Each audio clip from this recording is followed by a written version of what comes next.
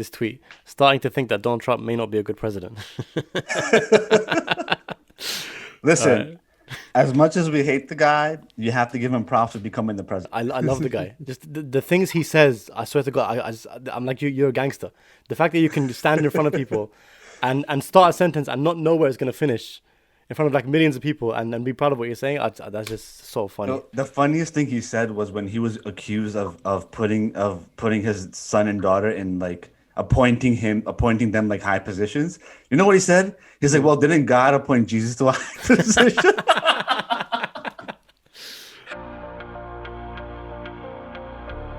Assalamu alaikum. This is episode 22, designing sneakers for Nike, gemstones and jewelry, and entrepreneurship with fashion creative, guest designer at Nike, and entrepreneur Hanan Abdel Khalek. I put 100% of my effort into it, or like 60% of my creativity. Like I felt like I could have gone to town with that marketing campaign, but because of my anxiety and my fear of am I doing something wrong, it held me back massively. Hanan Abdel Khalek is an entrepreneur and founder of Young Never Titi, which sells jewelry and was featured in British GQ. She's also the host of Young Never Titi podcast, where she talks about Muslim entrepreneurship and growing your business. She was also a guest designer at Nike and collaborated with Nike on her very own sneaker. We'll be speaking about her journey toward designing a sneaker for Nike, the place of gemstones and jewelry in our lives, as well as grind and entrepreneurship, and where it fits in at the intersection of our ethics and our spirituality. It will be a fun conversation, so please do stick around. Thank you for joining us here over at 786 Boulevard. Hanan, Hasnain, assalamu alaikum to you both. Hanan, thank you so much for joining us on this episode. Really appreciate you taking from your time. Me and Hasnain have been wanting to do this episode for a long time, and we've really struggled to find someone to bring on. And when I came across your profile, to be honest, it was just the perfect fit because you are someone who has designed and collaborated with Nike for a sneaker or a trainer.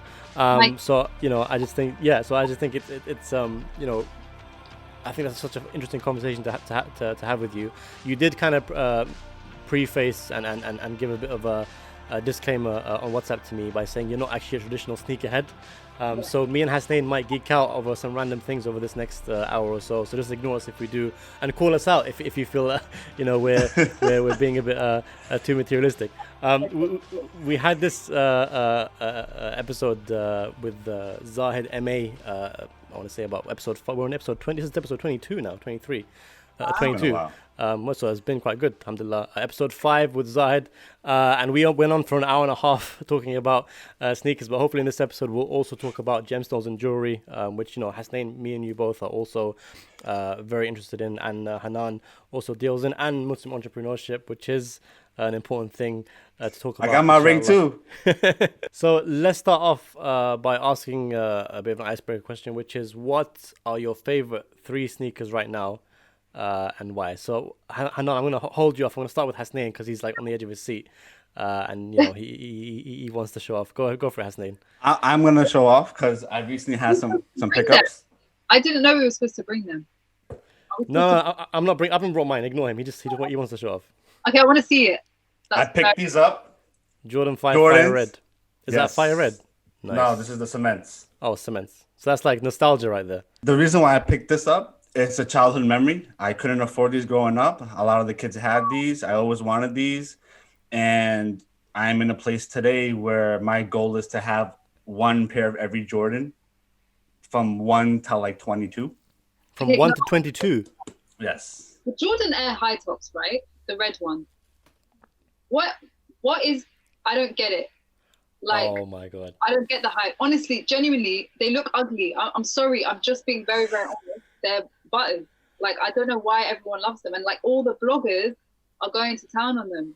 Being from New York, right? I can only speak about how Americans or myself from New York think about Jordans, but Jordans are like the ultimate streetwear sneakers.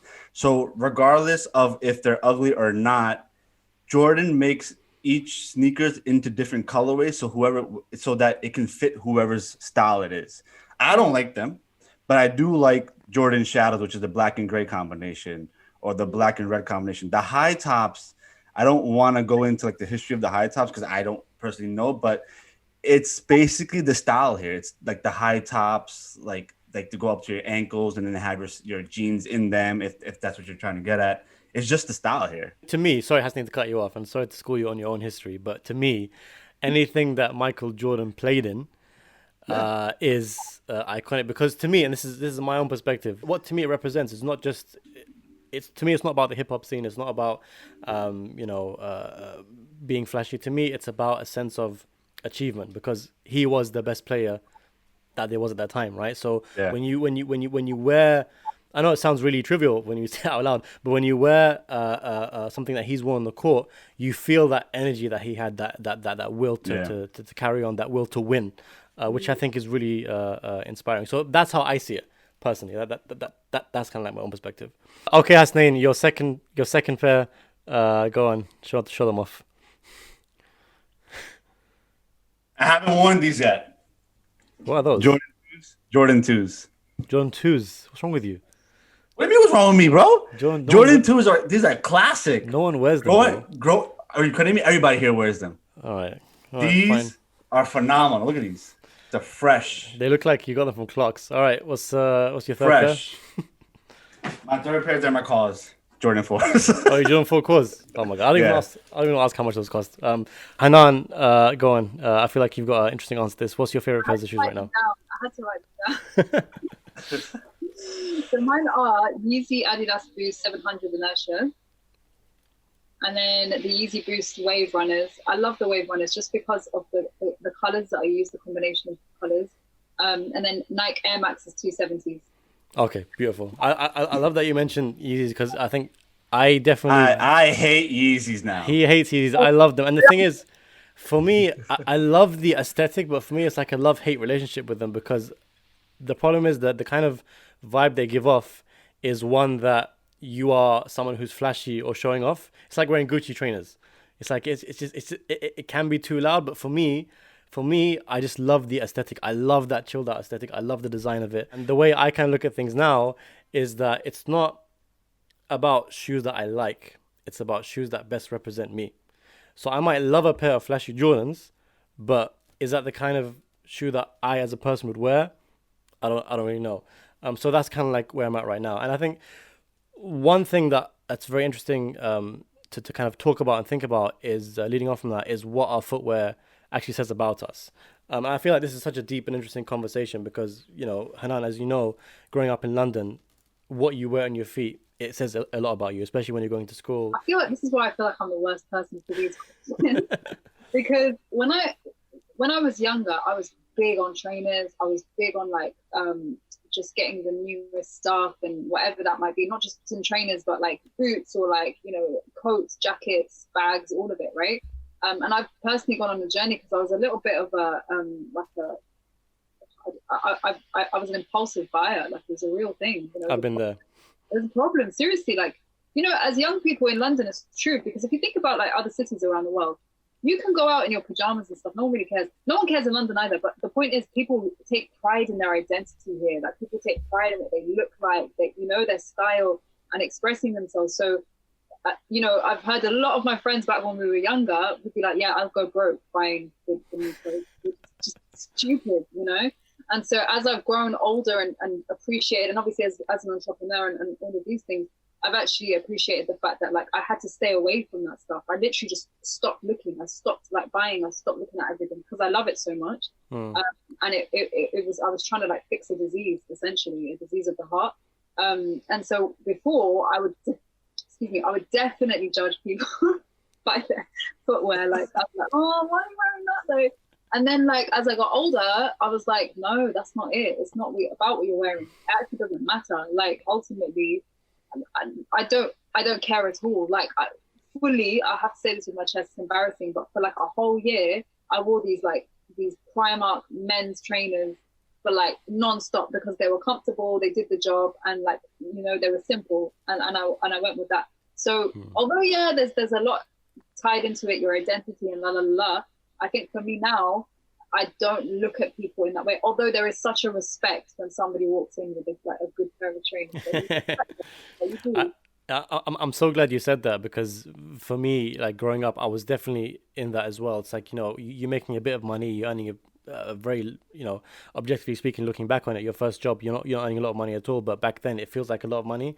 And then, like you said, you walk into the shopping center, you just start buying things that you don't need or you don't even want. Definitely growing up, like looking at myself now, and I mentioned this before in the podcast, in terms of what I wear, in terms of clothes, like I don't buy anything flashy apart from this hoodie, but in itself, it wasn't too expensive. I don't own any piece of clothing that's worth more than £20 at all. That's not what I spend my money. Even like in terms of but then this is interesting, right? Because like half of me agrees with that, and then half of me doesn't. Because if it's cheap, that means it's part of fast fashion. And like, there's this whole story, like there's this whole conversation that I actually want to have. Like maybe one of the questions later we'll talk about it. But when just because something's expensive doesn't necessarily mean that's a waste of money. If you're going to invest in something, invest in it, and invest in something good that will last you. I think fast fashion now, like it's all about just buying what's out right now while it's in, and that's the thing for me. I think there's a real difference between style and fashion. Style is timeless. Style, you can buy things, you can wear something that your grandmother owned. And that's what I try to encourage with my jewelry in itself. Like I want to encourage intergenerational jewelry, like something that means something. And fashion is just like trying to keep up with the times, and there's no meaning behind it, and there's no true expression because everyone looks the same. Do you know what I mean? I just got educated, bro. You did get educated, yeah. I just got educated. Fashion, style. But you know what's another interesting kind of offshoot of that? But even like from a spiritual perspective, sometimes. It sounds weird to say, but like when you kind of reflect on it, you kind of understand it. Sometimes God wants to see you spend the money that you've earned in halal. He doesn't want you to be. I feel like sometimes you can be stingy with yourself. So, sometimes like you'll refuse to buy something that will benefit your life, like you said. That's a good investment that can help you. Because you're almost stingy with yourself and stingy with God's bounties, if that makes sense. And we do find like verses like that in the Quran. I don't have any off the top of my head, but I remember reading things like, enjoy basically God's bounties, but do not be extravagant. There's always that kind of enjoy it, but don't be extravagant. And personally, that's what I feel, where I feel I am. I do enjoy things. I do enjoy, for example, going on holidays. I do enjoy traveling. I enjoy shoes. I don't enjoy clothes because I feel like it's not something that interests me. I don't enjoy, my car. I keep saying this all the time. My car's about 10, 12 years old, because to me, I don't care what my car looks like. It gets me from A to B. It's not something that interests me. But I feel like someone who does have an interest in cars might spend money on cars, if that makes sense. Yeah, 100%. And the thing is, right, like I think, there's an ayah that says, and we made you from nations and tribes so that you may know one another, right? And for me, I do think there's a serious problem with like the Arabization of the religion in terms of what we wear, right? So like, and if you think of the archetype of a good Muslim, what is a good Muslim? Like somebody who wears an abaya, or somebody who's got a big beard and like wears a jalabiya, whatever it is, right? But actually, I think there's such a beauty in being proud of our differences and being proud of you know the boundaries yourself. I can only speak about like, I think wearing hijab, because I think that's a big thing when it comes to clothing. But I think we know our own boundaries, right? And we know like where, I think if you can stick to your boundaries whilst expressing yourself, I don't think there's anything wrong with that. And actually, in the capitalistic world that we live in today, I actually think it's dawah to dress well. Like, people kind of respect you for it. And so why not? I think it was Tom Ford who said, the best manners is being well dressed, something like that. And it's true. I think when you step into a room, the first thing people notice. That's why, as a Muslim woman that wears hijab, I think it's very important to dress well. I think that's something that actually I marry with my religion very well, within the boundaries, of course. So I don't think that there's anything wrong with liking things, and Allah loves beauty. Allah is beautiful. He loves beauty. You can still love things and enjoy them, but just with moderation, There are some really nice hadith about the Prophet, peace be upon him, and the way he used to dress, and the fact that, when, for example, delegations used to come to Medina, he would wear specific, clean clothes. He'd wear separate, different types of clothes on Fridays, I believe, and on Eid as well. So even the Prophet, like, understood the value of, like you said, presenting oneself. It's almost generosity, right? It's not, because when you think about generosity, we just think about being generous with our money, but really you can be generous with your time, with your focus, and with the way you present yourself to people. You want to be you don't want to turn up somewhere and be horrid to look at, especially if you're representing a whole religion or a whole peoples, right? So I'm so glad you brought that topic up. I remember reading a very interesting article. Hasnain, I'll bring you in here. Because I feel like you got a lot to say and you're just on the edge of your seat waiting to get your moment. I remember coming across it was a very random but very interesting article, and it was all about how Muslims in London wear sneakers when going to Jummah. And Hanan, you'll know this in London when you'll see so many Muslims lined up, especially now with COVID. You know, I always see Muslims lined up and queuing for Jummah. You see all the youth and all the people like, you know, our age and younger wearing their thobes, and they always have a pair of Air Maxes on or a pair of Vapor Max. You know, London, they wear Air Max 90s, Vapor Maxes, or Air Max 720s. Those are the free trainers they love. No style. Hasnain, yeah, I agree. No style. But I think that kind of sends an interesting message that we are just like you. You know, we enjoy the same things. We are also part of your culture. So Hasnain, what's your kind of like take on that? Am I overthinking it, or is it an example of how assimilated are Muslims into society? I mean, my take on it is you know, very similar, because growing up, I would always rock my sneakers to the masjid myself. I would always wear my Jordans. All my friends would wear their Jordans. Now, candid, if they're still going to be there when you're done with your namaz, that's a different story, right? But the fact that we would always go there, you know, and the joke was, hey, listen, when you're going to go to the masjid with your sneakers, take a pair of chappals with you. That was the joke. Just in case, you know. And I'm not gonna lie to you, it happened to me. My Jordan 7s were stolen. No way. Wow. You know, and I saw an uncle wearing the same exact pairs the next day. I didn't say anything.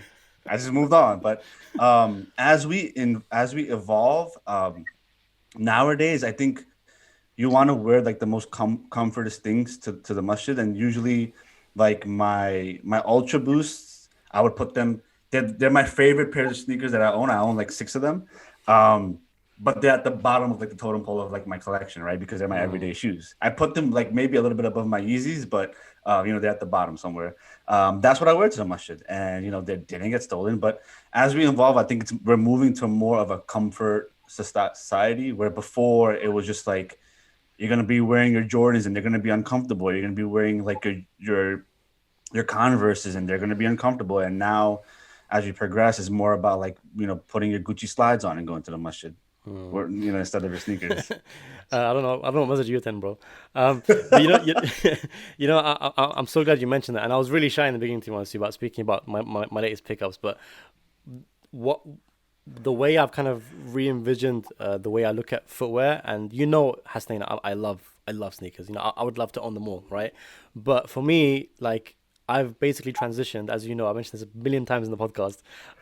I've transitioned away from my full-time job. I used to work at the Muslim Vibe, and I'm now a full-time freelancer. So that's my. I didn't hear that part. What did you say? I'm a full-time. You're a full-time what? Freelancer. Oh, gotcha. Now, right? So Gotcha. because of that, I had to make a lot of changes. But what's nice is, I know it's just a mental thing, because I'm, you know, technically I could have done this before, but now I'm investing into my own workspace. So, you know, I've invested in a standing desk. I'm on my feet now most of the day, and you know, I've kind of realized that I need to readjust my collection to suit me, as opposed to me being a slave to anything material.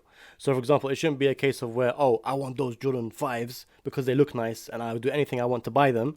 No offense, but then I buy them, and then because they're not practical for me and they don't suit me, I don't wear them. I don't want to be in that situation. So for me, I've definitely moved toward comfort. So I'm selling about half my pairs, even though I don't really have that many. I bought some Ultra Boosts because I'm on my feet all day, and a few Yeezys, which I love because I love the aesthetic, and like I said, they're comfortable. So for me, it's about purchasing things that suit me. I don't want to be a slave to anything. I don't want to be a slave to anything material. I don't want to be a slave to any sort of object, or a slave to the desire to purchase something. I think that's really important. And also because I've had to invest in like equipment and camera equipment and stuff like that, I'm like, okay, right now the best use of my money is investing in equipment. So I'm going to move my money from my sneakers, which, to be fair, have held their value even though I've worn them. I'm selling them, moving the money away from that and moving it into camera equipment. So for me, it's just about readjusting my life, even though these are things that I love. I love wearing shoes. Like I said, I wish I could own all the Jordans that I love, but I'm not going to do that because they're not going to benefit me in a way that I believe should. So Hanan, just kind of like moving on from that and taking that point on, because I know you work a lot in fashion and you work a lot in accessories and stuff like that. How do you kind of balance the relationship between materialism, between falling into materialism and enjoying God's bounties? Well, to add on to like what we've, I guess what I'd said before is that like it's totally okay to like want to dress well. So it's totally okay. I had to like come to that conclusion. Like I had to reconcile this with myself actually, because I kind of felt like I had like a duality inside me. Like there was two sides of me, right? There was, especially over the last 10, like let's say the last 6 years, I have been an ethical fashion journalist. So I've been in the field of understanding all the facets of the fashion industry and looking from it from the perspective of, modern day slavery, ethical labor, just looking at how things are produced, the dye, and how apparently jeans have been a cause of global warming. Like there's like so many facets of it, right? And so I went through my own journey of like, I was completely on the other side of the scale at the beginning where I just didn't care. I just wanted to buy, love fashion, all that stuff. And then I went on this journey of like trying to make myself understand, especially in the context of Allah and like being mindful of like tayyib and how things are made and all these things. It forced me to be mindful of, materialism where you enjoy the things, cool, but enjoy it within the context of making sure that it's all clean so that you can enjoy it and you're not like at the cost of somebody's labor or somebody who's died as a result of this top or whatever, So that is what I've learned over that period of time, which is to curb my, as you're saying, to not become a slave to it. Enjoy whatever you want, but just be very mindful of it. And now that I said it at the beginning of this podcast, I literally own 2 pairs of Nike. That's it. And it's just one of them I designed. Like that's how bad it is. And I actually felt like I was a little bit of a fraud actually designing a sneaker when I don't agree with the whole industry, right? It's hard because like I love the design aspect, I love the artistic aspect, I love hearing you guys talk about why you like it and stuff, but actually looking at the reality of it, it's actually really, if you've read Shoe Dog, you'll know like from day one, like they've been so unethical and they don't care about it, And obviously we'll talk about it when we talk about what happened with Nike, but at the time they would, the Uyghur Muslims were really affected by them as, as a brand and company. So I had to reconcile that too. And like, that stuff I hate in my heart. I hate it. And I work hard with my hands to do whatever I can to combat that stuff. But at the same time, I do love it. And like, style is a big thing for me. Like my mum was an actress. She loves clothing and design and that kind of thing before. So, it runs in the family essentially. So I've had to marry both sides of myself. And I think I've come to that conclusion now, but I'm still working through it, Yeah, I find that so interesting because even with me, like I said before, like the kind of the shoes that I gravitate most towards in terms of my character and the way I am is definitely the Yeezy line. Even like the whole vibe of oversized hoodies and just that relaxed loungewear, that's my vibe 100%. The aesthetic is beautiful, but there is this whole other side to it, which is this whole materialistic side. This whole, do you want to really support someone like Kanye West and everything he represents? Do you really want to support that whole high fashion stuff? So for me, that's definitely been like the kind of battle in my mind, and I think for me it's just been about being comfortable with myself. So some people might see me wearing, for example, a pair of Yeezys and be like, oh, okay, he's that guy. He's the guy that, wears those the newest, most flashiest trainers. But I know why I'm wearing them. I know why, because I feel like the aesthetic of them best represents me as a character. That being said, why not? Like, do you know what I mean? If you have them, it's not everyday charity. Like, yeah, give charity. 2.5% of your wealth, extra stuff. But you can also, if you have the money, go for it. Do you know what I mean? Like, I feel like we really like put down someone for wanting to like invest in something that they love as a Muslim, but Anyway, sorry, I interrupted. No, no, it's fine. I think you know what's interesting is that kind of like when you take a step back and you think about it, everyone kind of spends money on what they love. So, for example, someone might look at me and goes, "Oh, you're spending money on that," but they'll spend money on football matches, for example, or if not football matches, they'll spend money on cars or going out for shisha or going out to on food. Everyone spends money on things that they love, and I think that it's all just kind of contextual. And I feel like people who are into fashion, all the more power to them. Buy things that you enjoy. But at the same time, it's just about being mindful that you're not wasting money. Everything you're spending is from a mentality of, I'm enjoying God's bounties. At the same time, I'm still giving charity, like you said.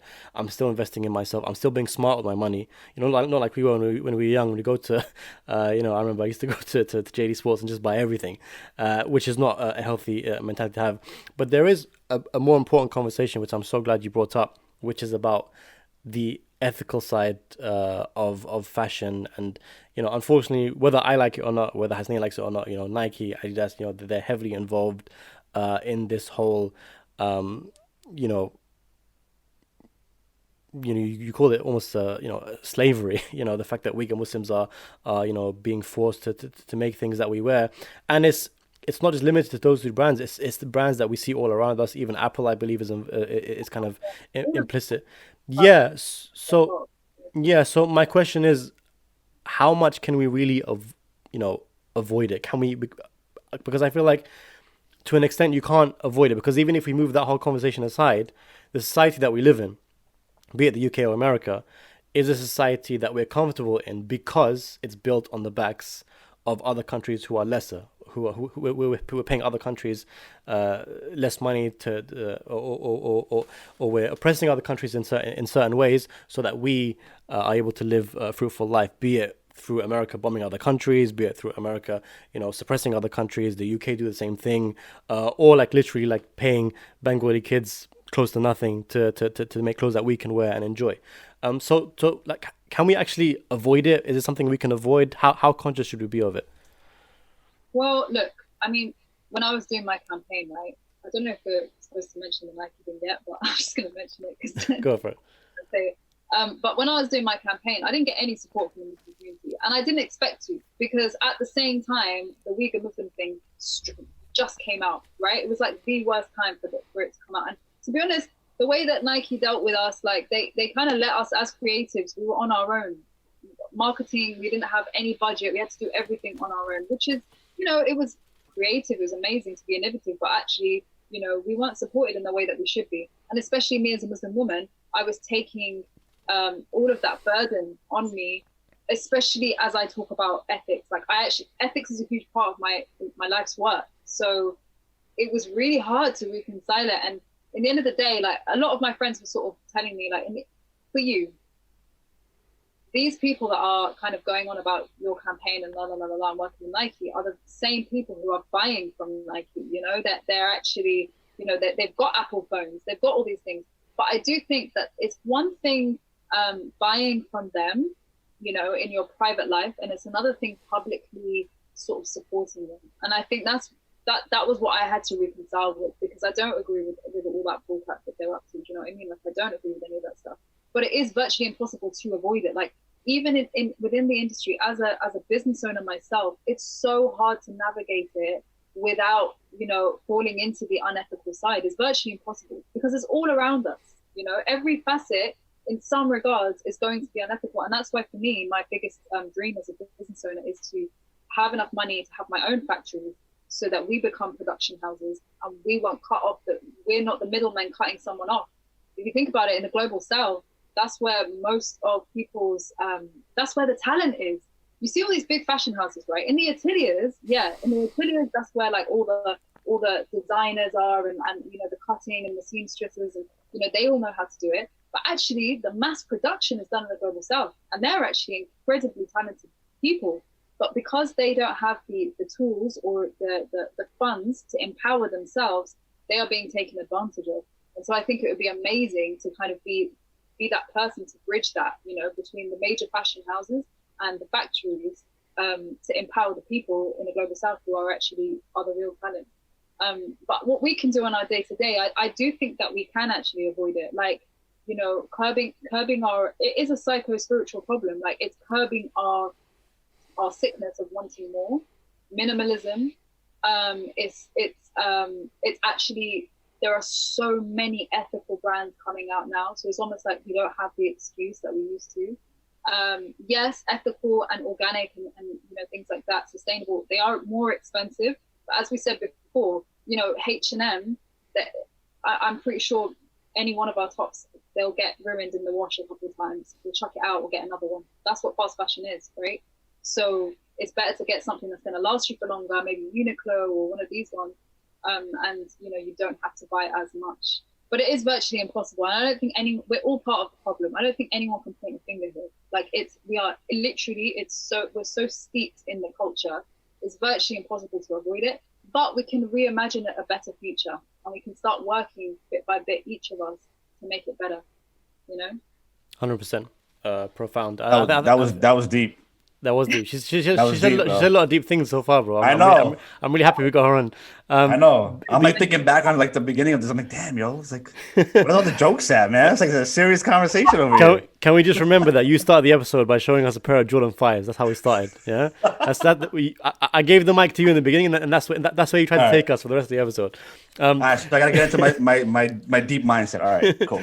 No, I'm so glad, Hanan, you mentioned that, and I think really, what it's about is perhaps, and this is my kind of 2 cents, perhaps just about having that sort of mental reminder and that bit of reservedness, if that makes sense, when you're buying things. Just kind of think about everything that went into to what you're wearing, and I'm a big believer in this as well. And hopefully we'll get into this later when it comes to gemstones and jewelry.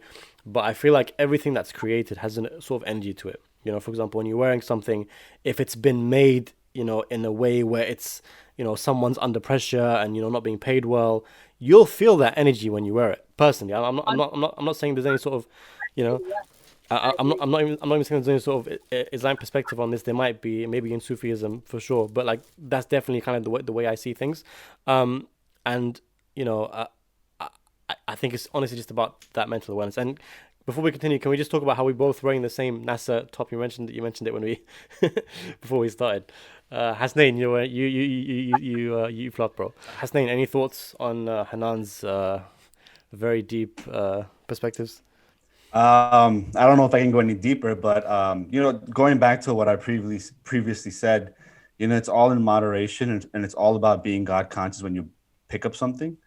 I know I mentioned before saying that let's be honest, those who know me know my shopping habits, right? Those who know me, I know I have a lot of expensive hobbies. I travel. The worst thing is you defend them as well. I think that's the worst thing. I do defend. Listen, traveling, it's basically I'm embracing God's creation. Traveling, I'm with you on traveling. Okay, food, Nusrat Steakhouse it's phenomenal here. What do you want me to tell you?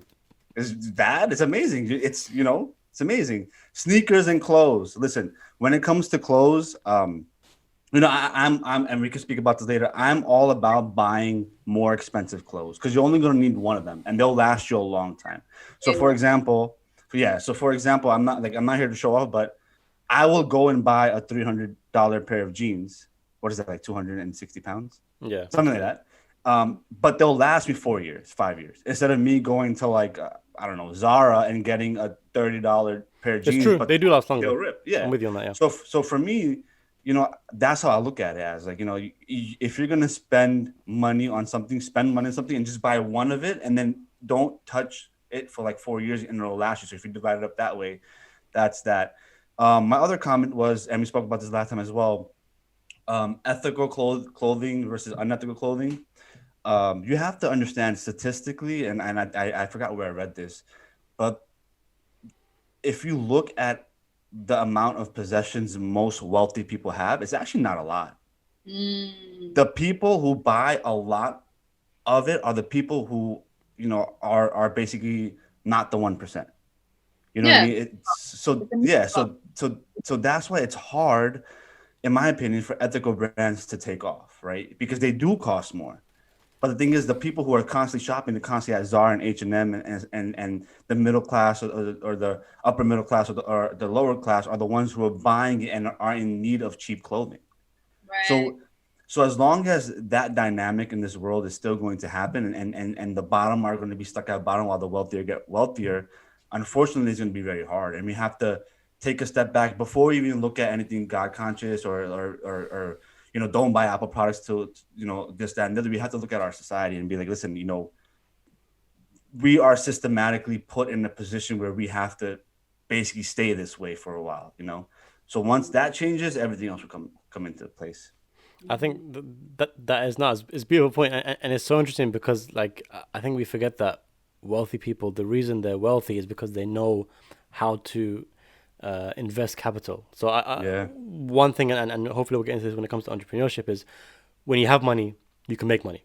And ultimately, I know a lot of people call out Jeff Bezos, and I'm not defending him, but the reason he keeps his wealth is because once you have wealth, you can use it to make more wealth, and that's just the way the world works. Obviously, there's separate conversations about paying your workers fairly, for sure. But the point I'm trying to make is that is a very important thing to kind of remember. Moving on, and hopefully getting to the main topic of this episode. Finally, Hanan, you designed a sneaker for Nike. Which I think is really fascinating and interesting. Seeing amazing that picture of you, which I'm going to use hopefully for the poster for this episode. You with the sneaker on your head, wearing hijab. I think was just so interesting. So if you can get into how that kind of came about and what the process was. So if I'm being honest, it was lockdown and I totally applied for Banter. Like I literally saw it. I was like, come on, let's just see what happens. And honestly, like the way that they advertised it was like this. I don't know if you saw the picture, but it was the Nike by You workshop. So they got like a teapot and it was in the shape of a sneaker. And then they said, apply basically. So I was like, oh, let me try. Literally just applied. And then I thought it was going to be like they teach you how to make a trainer, like with your hands, like Geppetto. Do you know what I mean? Like, that was amazing to me because I'm always figuring out like how to make jewelry and like I love making things from my hands and I want to know how people do things.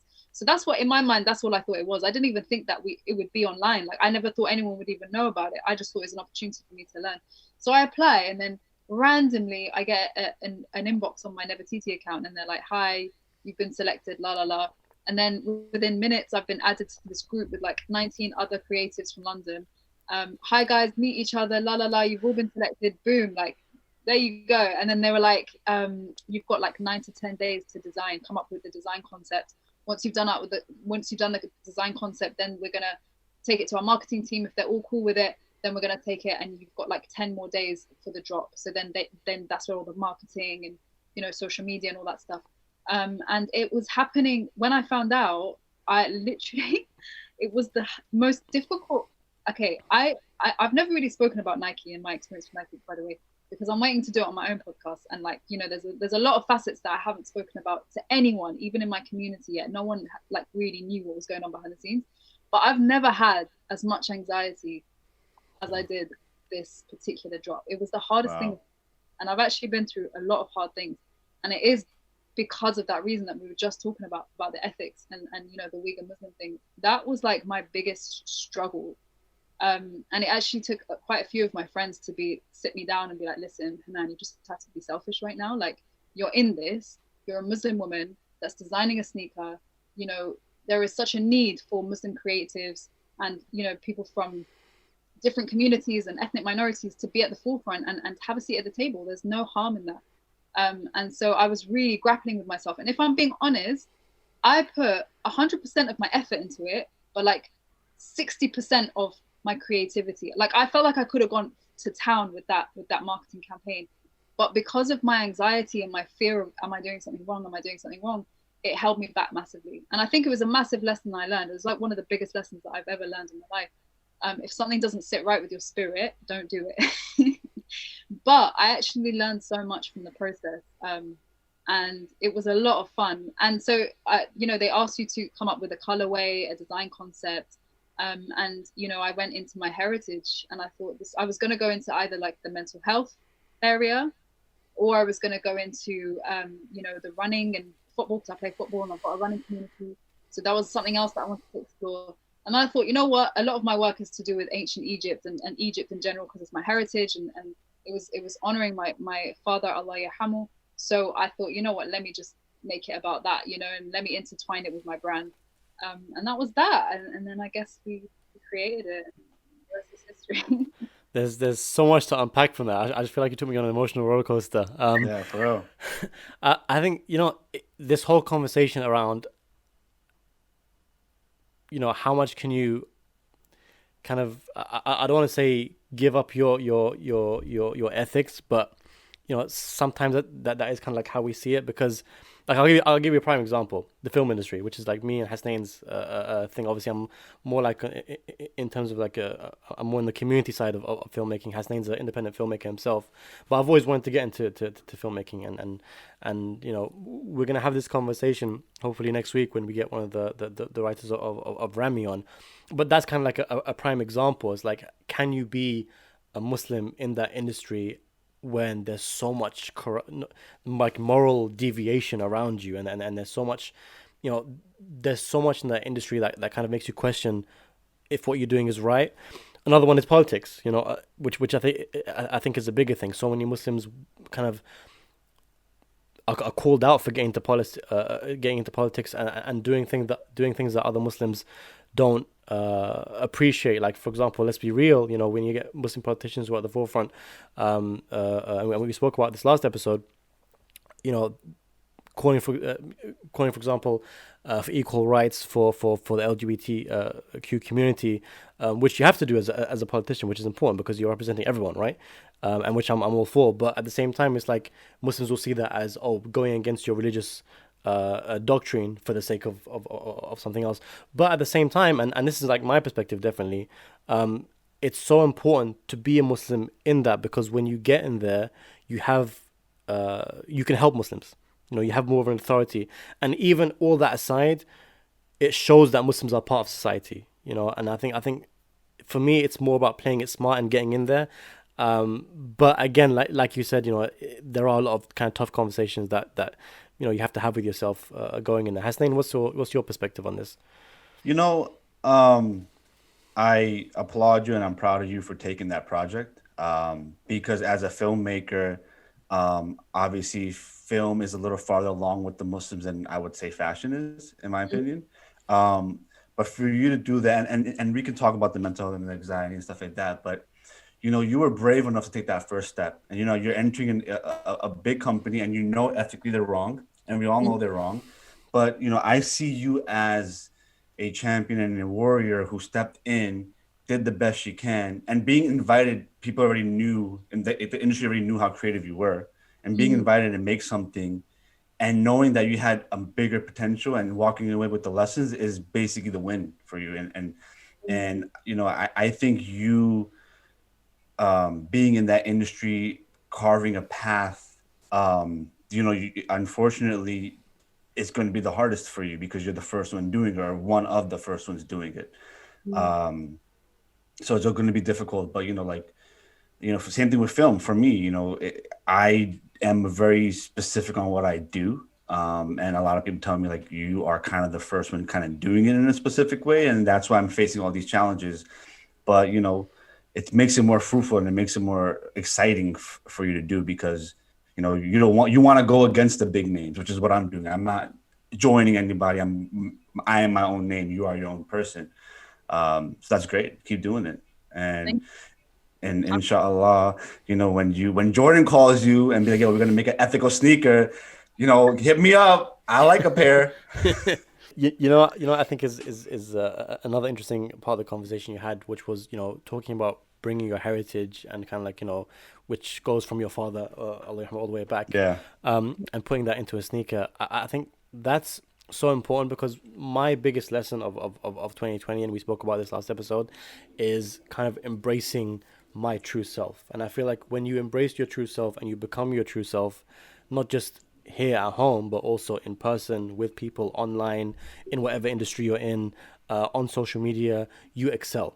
I feel like people who are comfortable with themselves and are doing what they love and are true to themselves always excel, regardless. So, I think, the conversation around, kind of tackling your ethics alongside making it sometimes can take a back seat, because sometimes can take a back seat when you are true to yourself, because you will excel regardless, right? In what you love to do.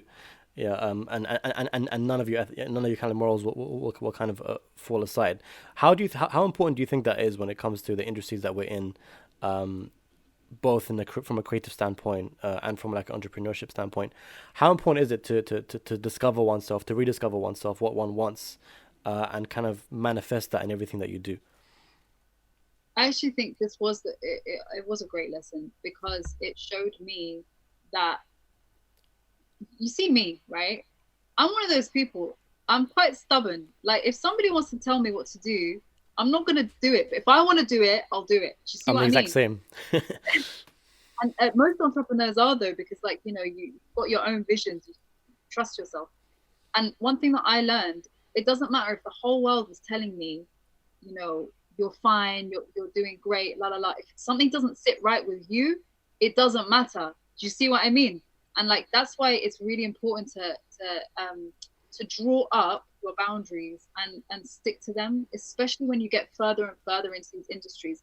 The more and more you get kind of sucked into the area, the arena, the more your boundaries might be slightly, it becomes a gray area. And that's why the first thing when you were saying that, the first thing that came to my mind was Halima Aden. I don't know if you guys are following what she said, Yes, but I she remember. Yep. model and she kind of came out and said what she said about the industry. Literally, I found it hilarious. Like she's just calling out everyone. But like it goes to show that all that time when we were looking at her and it looked like she wanted to be there, but for her, it wasn't her fitra. It wasn't sitting right with her fitra, and that's why she couldn't continue. If she had reconciled in herself, this is where I want to be, this is what I believe in, and it's for the greater good, then cool. But if if nothing sits right with your spirit, don't do it, period. Like I think that was one of my biggest lessons. And ultimately when you do stick to your authentic self, it always pays off in a really random way. You won't even know where or why. Like the doors of Allah's rizq opens in a really interesting way when you're being true to yourself. And I've really had to learn that the hard way many times. Just because other people are doing something and they're successful in the way that they're doing it, but it doesn't sit right with you, you can't follow that path. You have to be true to yourself. Very, very I important. agree. I know I'm a broken record for those who listen to this podcast regularly and speaking about my transition into full-time freelancing. Um, but the reason I just kind of like shook my head and thought subhanallah when you were saying that is because I remember this year I made the decision to transition from my full-time job, which I love, by the way, which I had a great time with. I work with my friends, I love the work, but for me, I love freedom more. If that make, I've always wanted to be a entrepreneur. I've always wanted to work for myself. That's just how I am. It's about being true to oneself, right? And that's me. That's how I work best. That's the conversation. So, and it's something I've always wanted to work towards. And I remember, and it's just the way the world works and the way God works and the way God opens doors. I remember just thinking about this and speaking to family about it and be like, this is what I want to do. This must have been like in I want to say May, June ish, maybe July, post lockdown. Lockdown makes you reflect and think. I was just thinking, hey, I want to freelance. I kept getting calls from friends. Hey, Salam Nouri, are you interested in doing some freelance work? We might have like a few months of work for you. Another call. Hey, Salam Nouri, what's going on? Do you do freelance work? Because I want to see if. And people were literally throwing work at me my way just by me thinking about it and kind of like believing in myself and manifesting it. And the day I kind of like decided to move toward it, I literally spoke to God and I said, hey, listen, God, this is what I'm going to do. This is what I want to do. If this is what you want, throw me towards it. If it's not what you want, then just bring me back. Whatever you want, I'm happy with. This is what I want. You tell me what you want to do. And I just saw doors opening one after another. And I think that is also another conversation to have, which is, when you travel through life, it is about being true to yourself. It is about having that positive energy, and it's also about having that trust in God, right? And having God with you along the way, which is so important, I think, for us as Muslims. So yeah, I'm so glad you said that. I want to move on to Young Never Titi and the place of gemstones and jewellery in Muslim culture. Oh crap! I'm so glad I found out you do this because I am obsessed with gemstones. I have so many. There's Hasnain's rings. For those of you who are listening, he's showing off his ring collection. Tell us about why you started it, how you started it, and where your interest in gemstones and jewelry comes from. So let's take you back to like last year. I was like running after this journalistic life for a while, you know. I was like freelancing, trying to get a job here, trying to get a job there. It's very competitive, especially for a Muslim woman. Extra hard. They read your name, you've got a problem already. So I was just like, halas. And it's just to piggyback of what you just said. I was just like, maybe Allah doesn't want me here. Like, I've been trying to do journalism since I was 16. Like, maybe I need to stop trying. And I just went in a completely different direction. So I went into like, I worked at a juice bar and I became a nanny. And I had 2 jobs. And then and I was speaking to a friend of mine from Dubai, and she was like, hey, listen, I've started up this business. It's sick, None of us have. For my undergrad, I did English Lit and French. For my master's, I did media in the Middle East. So like, I'd done nothing in business. I knew nothing about business. And my friend was just like, it's lit. It's so easy. You just do and that's it. And I was like, you know what? Why not? Let me just try it. And you know, at the time, I was really looking into ancient Egypt, the iconography coming from there, and just because I was really trying to connect with my father as well, and I just wanted to kind of like immerse myself in that culture. And for me, I'm obsessed with jewelry. I think jewelry is really like, it showcases, it says a lot about a person, and I love expressing myself through jewelry. So whenever I'm on a website, I'll always go to the accessories and I'll sift through to find the most unusual, weird earrings like goldfish or something random, you know? And I thought, you know what? Let me do something. Why don't I do this for myself? Like, I love jewelry. Why don't I, you know, give it to others? So that's when the start of Never Titi began, and you know, I just kind of it sort of emerged on its own. And so I do my 2 jobs, and it ended up being like a 15-hour day. And then I'd close the store, and then I'd go opposite to that Turkish, I don't know what the name is, but there's that Turkish restaurant. It's always open late. I would go there, sit with my laptop, and just do Never Titi work. And that's what happened. And then the more, I think it was this January, I get an email from GQ, and they're like, hey, you know, we'd love to work with you, And then I think that was the moment where I was like, oh, okay, this is serious now. Like, people actually like this. Okay. And I think that was when I was like, all right, I have to take this seriously now. I've got to, like, you know, spend more time on it. I need to like clean up my act. I need to learn more about the business. I've actually just recently got a team now, so you know, I'll be starting with a team, and I've got like I want Never Titi to be a store in London, New York, like all over the world, Tokyo. Like, I'm very excited for it. So yeah, I guess that's where it kind of came from, and you know, that's where It's absolutely beautiful and inspiring. I think the kind of one thing that I take back from that, and I'm plugging my own one here as well, Hasnain, so you can call me out plugging it.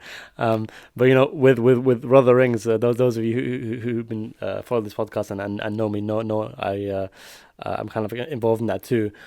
For me, like I said before, I'm obsessed with gemstones. I've always been obsessed with gemstones. Not just for me. It's not just about the way they look. It's also about the energy associated with different stones. And there's various perspectives on this Islamically. You know, from a Sunni perspective, for example, the Prophet always used to wear an Aqiq Yamani ring, and the companions always used to wear rings. From a Shia perspective, there's a big emphasis on different types of stones in terms of turquoise, zamarod, emerald, and stuff like that. So in Islamic heritage, there's so much related to gemstones and rings, and I'm just obsessed with it. And for me, I realized that, you know, like you did, it's so important to kind of like monetize your passions, because it's what you're emotionally invested in, right?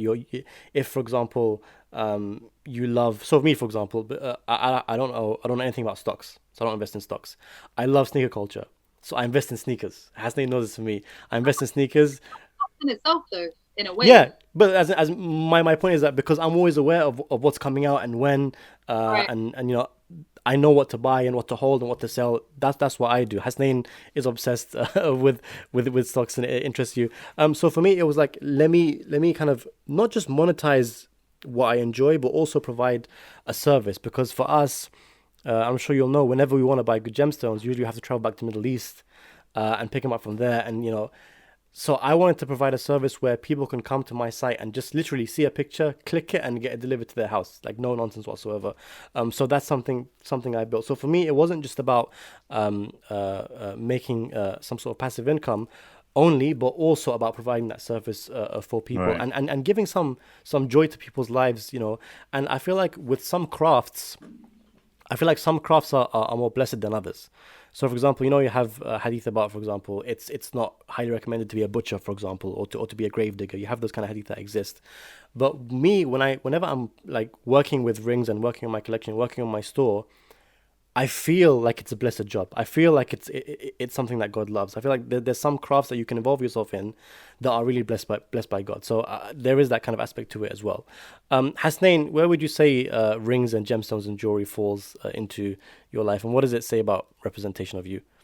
Sure. So I'm gonna be honest. I recently got into jewelry maybe like a year or two ago. Maybe my first time traveling to Iraq was when I actually decided to start wearing jewelry, because before that, and I would love your perspective from a female's perspective on men wearing jewelry. It was just not something men did, at least here in the US. Like, we know guys never wore jewelry. Candid, growing up, I did have earrings and I would wear those, but like Send me those uh pictures. I need to see them. baby pictures, because I got them when I was a baby. Okay, I thought you meant Um like when you were young in the ghetto. yeah, I still wore my studs. So what? But rings weren't something that I growing up I would wear. Watches is always, it's like when you look at a watch, men wear watch, but that's kind of like what's associated with men and watches, especially when I still work in the financial field, but like when I was going to work, you always put on your suit and tie and you put on your watch. But lately, it's been picking up, and I know growing up in the Muslim culture, in Islam, like, men would wear rings, right? But Right. I never really got into it, but recently I got into it, and I'm loving it, and I got my rings on too. Yeah. If you need better ones, come to Rother Rings. We'll sort you out This is my favorite for a ring. Okay, premium. it's nothing better than this. So you wanted Hanan's perspective on males wearing jewelry, right? Yeah, yeah, you know. Um, okay, so I've always see this is why so Young Never Titi was initially for women only, right? You're Or right. like You're right. earrings, like really overt earrings. I don't know if men want, they can buy it for themselves if they like. I'm not judging, but it was more for women. And so it was actually in my mind, it's actually male jewelry stores that I love them. I love looking at them. I think it's such an expression of masculinity. Personally, I think when a man's wearing jewelry, I think it's wonderful. I think it's a beautiful thing. And the fact that the Prophet ﷺ did like it, and the companions, and they were like the utmost of I think positive masculinity. I don't want to say like that toxic masculinity, but they showcased what strong men were. So yeah, and that's why Young Never Titi, this is back in maybe November time when I went to Turkey, and I found an investor, and I was able to have all these wonderful rings.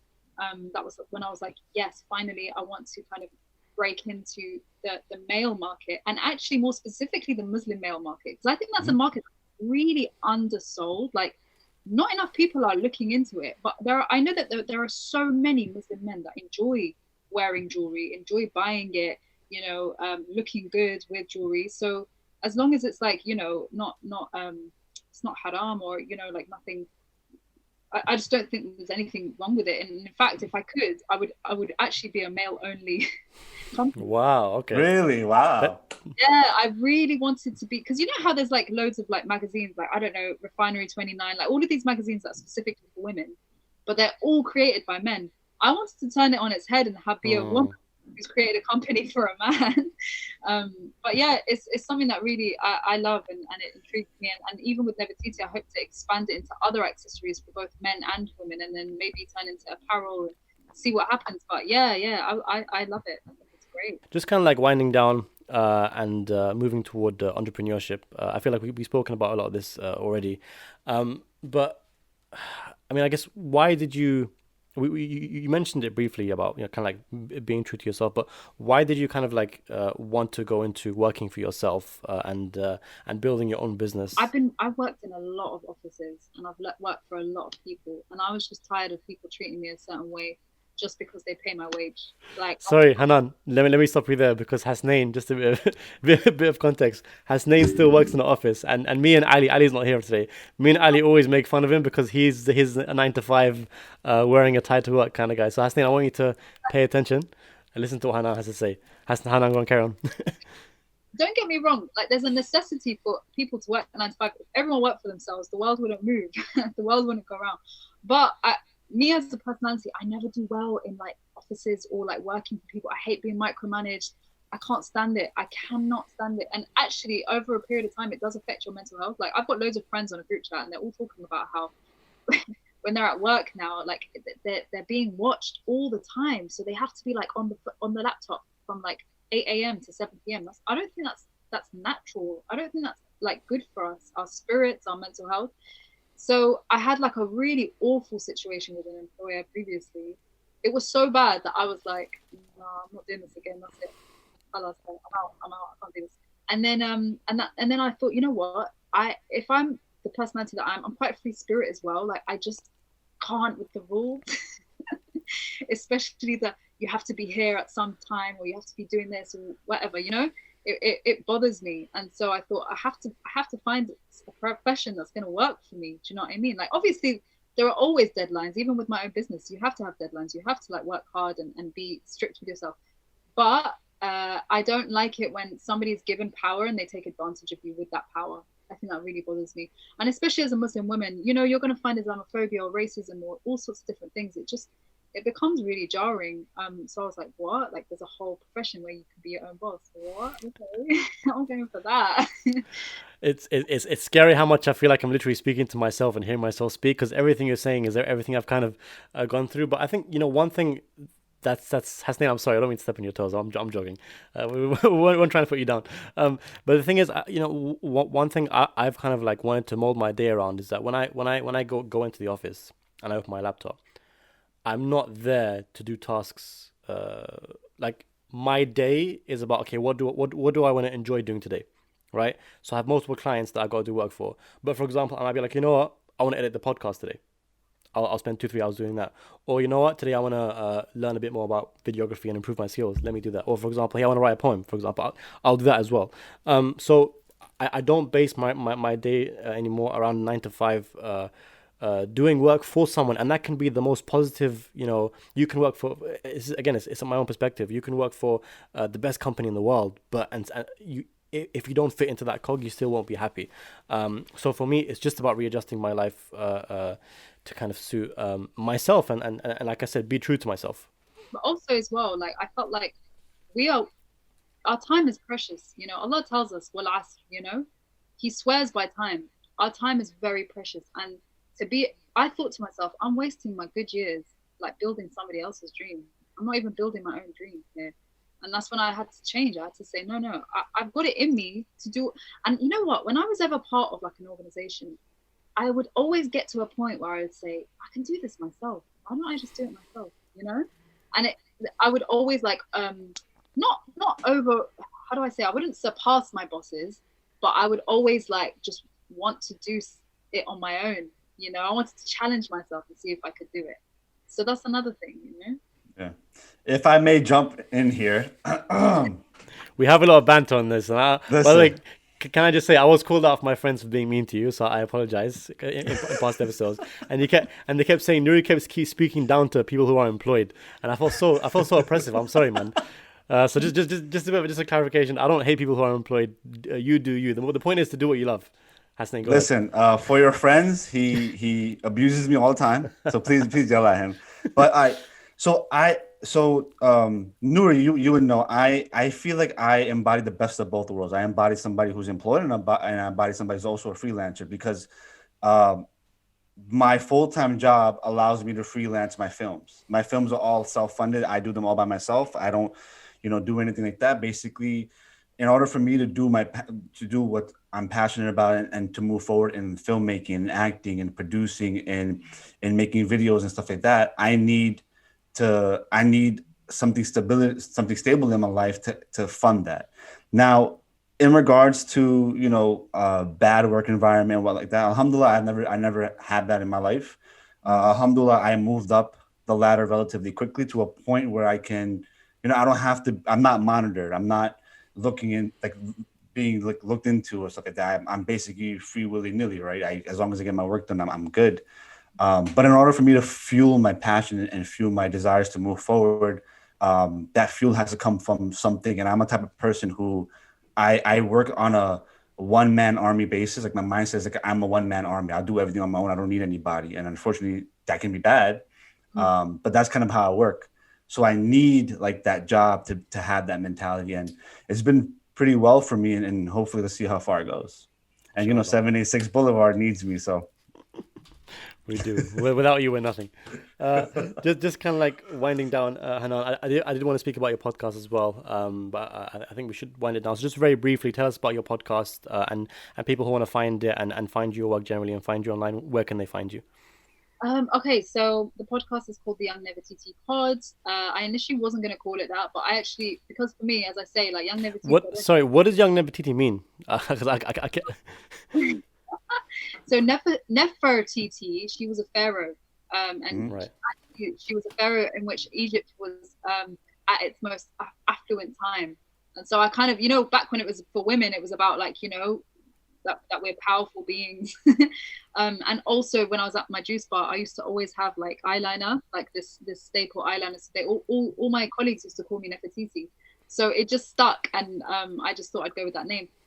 But yeah, so the Young Never Titi pod, for me, I would always get questions and people messaging me about business, about mental health, or like, how do I start my business, or how do I do this, how do I do that, working with money. Money is another thing that Muslim women aren't often told how to do well. Understanding money. When you're talking about stocks, that's something I'm starting to be really interested in. I think we should empower ourselves in these things. So yeah, it came under the Young Never Titi umbrella. Because as I said, I don't want it to just be an accessories brand. I actually see it as like a multimedia empire at one day. That is definitely the impression that I got when I saw the store and the podcast. I was like, she's definitely building not just a place to buy things, but like a movement essentially. Yeah, exactly. So thank you for saying that, because I work hard on these things. So for me, I really wanted. In the UK, we're not really seeing a lot of podcasts by Muslim women that talk about money, that talk about business, that talk about entrepreneurship, or talk about, the other things. Like I do talk about relationships, mental health, those kinds of things. But it's just having like an interesting perspective, a different perspective, and seeing women in a powerful way. I love that. So yeah, that's basically. It's amazing. I was gonna wind down, and I'm so sorry for I also have a question. Yeah, don't wind down. Are you scarce on time right now? Do you have more time to speak to us? Because I just. Yeah, no worries. All right, good. All right, Hasnain, go first, because I want to. Okay, discuss my one question before you guys leave me. Why are sneakers called trainers? That's what I've been thinking about this whole time. I don't know. Wait, I think I googled this. I think it's got something to do with the fact that when they're what you use when you're training as an athlete. Yeah, I mean that's obvious. So what do you call the person training you? A trainer wearing trainers. Before we wind down, one last thing. I know this is a very heavy topic, but I feel like you've mentioned it quite a few times, Hanan, and I think it's I do want to leave people with a bit of positive energy and a bit of real advice from three people who are. Who have suffered, I'm guessing, from kind of mental depression or anxiety and stuff like that. So if someone was to ask you, how do you overcome depression and move toward a more positive and basically work on your mental health as a Muslim, what would you tell them? And briefly, I know it's a very heavy topic, but briefly, what can you tell us about your own struggles with mental health to help people who might be suffering today? It's such a hard one, because obviously context is hugely important. Like if we're talking about mental health right now, like in a pandemic, like that's a whole other thing, right? Like people are forced to face their traumas, face things at home, face being in four walls, essentially like stuff I love. It's like prison, but with a phone. Actually, prison does allow you to have a phone these days. So, but actually, for me, I think a lot of I have been dealing with mental health for my whole life, and I'm really interested in finding solutions. And I know how unique every single person's experience is. And, you know, if that means that you need therapy, if that means that you need medication, if that, like, I would say, got, like, you know, these are all valid things that you need to go and explore. For me, when I had all that anxiety, I actually took medication for it because it got that bad. And, Wow. you know, they were just beta blockers, and that's what I needed. I just needed it, you know. Yeah. I wasn't on it for that long, but it was just during that period to get me through it. It is a very sensitive topic, especially in the Muslim community, and unfortunately, there still is a taboo in talking about mental health. When I talk about mental health, I think people kind of cringe a little bit still because they're a bit like, "Oh, that's a bit personal. Why are you telling us?" But it's kind of like, no, like, this is the human experience. There's nothing to be ashamed of. And, you know, especially if it runs in the family, or there's so many facets of it. But I will say, this sounds like such a typical, like, most recently, I've come to find, for me personally, what works for me is we actually thrive when we have, I don't want to say routine, I want to say discipline. Like, there's a lot of freedom in discipline.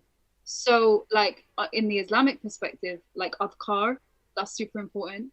Like, reading, you know, Surah Yasin every day, you know, reading Waqia and Mulk in the evening. Like, that Waqia is to protect your wealth, Mulk is to protect you from the punishment of the grave. Ayatul Kursi, all of these things, you know, they're not, Allah doesn't tell us for bants. Like, it's not, they're not there for no reason. Do you know what I mean? Like, they're there to help us. So, like, even waking up for Fajr, waking up for Tahajjud, going for a run after that, coming back, doing my work, you know, that for me started to really work for me, you know, especially like the last lockdown in November.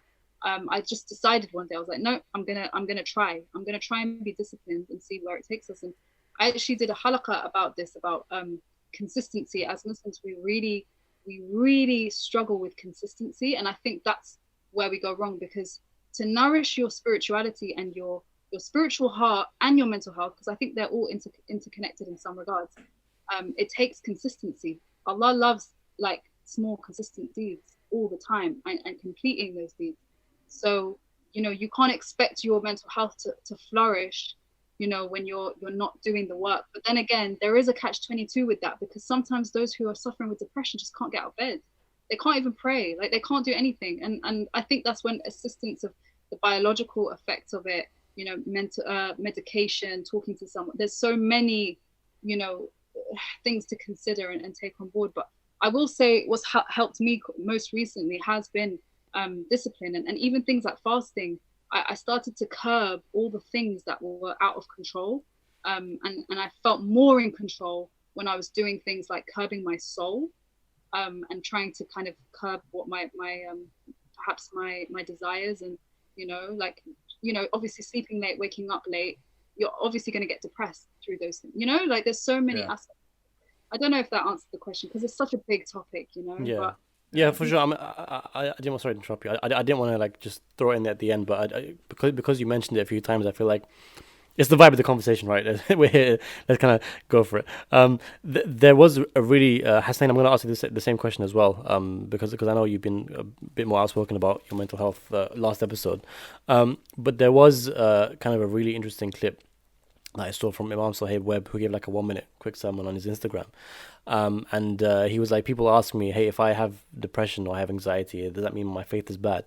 And his perspective was very interesting. He goes, no, it shows your heart is pure, because you're yearning for heaven. You're yearning for the hereafter, where in the hereafter you don't feel these things, right? But so you're acknowledging that you're inside this material world, and that's why you're suffering. I thought that was a very fascinating perspective. Hasnain, any, like, thoughts you can give us on how to take care of your mental health? Yeah, many, but just to keep it to a minimum, you know, I think mental health is a taboo, and even beyond that, men's mental health. I think a lot of, I would say maybe 99.9% of my male friends and colleagues need to go see a therapist. I, alhamdulillah, been with my therapist for a little over a year, and you know, I went to her at a time in my life that I felt like I hit rock bottom. And, you know, it's okay to be vulnerable. It's okay to, you know, have feelings that are valid. And you know, that's kind of where I'm coming from. just like break that taboo, go see somebody, a specialist, not a chick, but go see somebody who is legit a professional in helping you, talking through it. I tell all my friends who are going through something difficult, I'm like, try journaling, writing it down, because some people have a better time just writing things down than speaking about it, like I do. And that's kind of what I want to say, taking my journey. And I learned through my journey about being God conscious on everything I do. And that has really helped me, be very spiritual, to the point where I even mentioned it last time. Last year was the first time ever in my life that I finished the Quran for the first time. Because sometimes you just have to say Alhamdulillah for the rock bottom, because now this is where I am today. So I'm a big, I advocate men specifically go speak to somebody, because we got some issues up here, bro. I'm telling you, like, we have to go see somebody. And do you remember what I told you? Because I saw you around that time. I came to New York and I was like, bro, it's just pain. Do you remember that line I told you? It's probably the worst advice I could give. But it's just pain. But you know what? It's so interesting, because you hear that kind of perspective all the time. Like, you are in control of your emotions. Yeah, I hear it all, especially in this like age of mental health awareness. You hear it all the time, and for me, and I'll just kind of like offer my 2 cents. I always found it hard to. I was like, I understand the logic, but how do you get that into practice? And Hasnain, you'll know this as well. Like, my metabolism, so getting a bit personal, my metabolism has changed completely, right? So I've gained a lot of weight compared to the way I used to look. I used to be like thick, like stick skinny. I was very, very skinny. Yeah. And I'd always wanted to gain weight. And now the fact that I have, I'm very happy. I love the fact that I've gained weight, because I've been skinny my whole life, right? Yeah. And what's interesting is I'll post a picture of myself now and then. And I guess because people see me, old videos of me reciting poetry and stuff, you'll get the comment now and then of, oh, you look fat, or you look overweight. Yeah. And then they'll follow up with, oh, that's not a compliment, by the way. They'll say stuff like that. Yeah. Or they'll say stuff like, Imam Ali preached, what's the word? What's that word? 1/3 full of water, 1/3 full of food, 1/3 full of air. Not that specific, just like be reserved, basically. Like, just like really. And it kind of hit me, because I was like, when you look at that comment, it doesn't offend me at all, because they're not going after anything that upsets me. They're not going after anything that affects me. So all that remains is the vice and the hatred of the person, right? So that's when I realized, damn, when someone comes for you, so if even like stepping back from that conversation, any external factor that have, and I know it's easier to say than it is to kind of like practice, but any external factor that kind of hits you, the first question you go ask yourself is, if it's a person, do I value their opinion? No. Do I value their perspective? No. So then, I mean, is it true? No. So then it will not upset me. And that's my perspective now. And even when it comes to external factors as well, we can go through hard things, but it's like, hey, are you still you? Yes, you are. So it's okay. Like, just, we can get through it. So that's kind of like my own, how I personally have kind of like managed to divorce myself from my surroundings. Before I'd see, for example, a comment calling you out, or like, or whatever, I'd see it, and I'd just be on my mind forever. Now I'll see it, look at it, close my phone, put it down, and go on my day, because I don't care. You know what I mean? I'm very happy with where I am. I'm very happy with who I am. Alhamdulillah. So I think that perspective is very interesting. So we started speaking about Jordan 5s, and here we are. I mean, this is a good conversation. I enjoy it, but men's mental health, everybody's mental. That's why my next film is about men's mental health. My next short, I'll put it in a plug. My next short film is about men's mental health. Get help. Share it with us. We'll speak about it on this podcast. Hanan, any kind of final thoughts before we let you go about anything? Nothing. I mean, I'll always have final thoughts, but it will just go on forever. Thank you for having me. This was very fun. No, thank you. Really appreciate you. And if anyone... Speaking about like sneakers and fashion and culture with Muslims, I think it's a really interesting, it's quite fun. It's very interesting. But yeah, I mean, I think this whole podcast is about just finding random things that we like and enjoy, and just trying to connect it to spirituality, which we managed to do today, alhamdulillah, which has been really good. So if anyone wants to reach out to you or follow you on social media, where can they find you? Where can they reach out to you?